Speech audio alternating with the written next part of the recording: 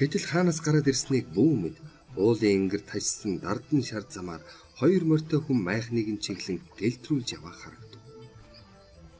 Байц ямар улс ингэж манайхыг зорж ирдэг вүлээ.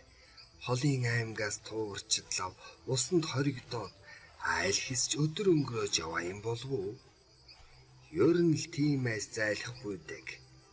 Ядахтаа шогшохч үгийг бодоход морь хүн хоёр нь халуун нар алсан огоортлон гундаж ялаа шумууланд бариулаад бүр хөлхөн буучихснаас зайлахгүй дэгэ.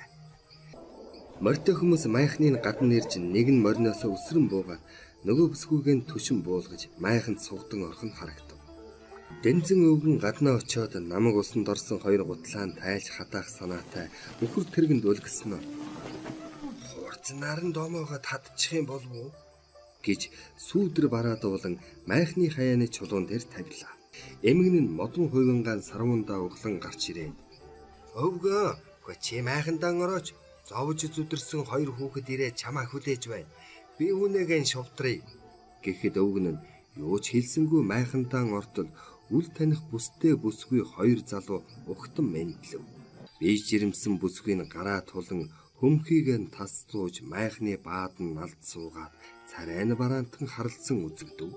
Хамт яваа залуу хоёр нь өвгнийг царайчилсан дуугаар ам нээж "Бид зүдэрсэн улс явнаа өвгөнгай. Манай хүүхэн бие жирэмсэн юм. Өчигдөр дуншиж өвдөөд ойр хавийн илээж барайч хүмүүсийг бүр гүйцээлээ. Даач нэмэр алга эмнэлэгт очих гэсэн сэлэн мөрөн уйрлчихэд яах ч аргаан алдаж явна. Тэгээд нутгийн улс тантай уулз гэж зааж өгснөөр ирлээ" гэд өвгнийг юу гих бол хэмээн амийг нь ширтэв. "Нутгийн хүмүүс зааж өглөө гинэ" гэж дотроо бодсноо. "Хүүхдүүд тэгээд аль нутгийнх вэ?" гэж асуухт нь "Бид хотын улсаа зуныхаа амралтаар ахындаа ирсэн. Манай ах их бүдүүний аманд байдаг. Та танихч болов уу? Доргийнх" гэхэд "Дорги" гэж өвгөн сулхан дуугарснаас биш тэр хоёрыг ус гаргаж өгнө ч гэсэнгүй, үгүй ч гэсэнгүй.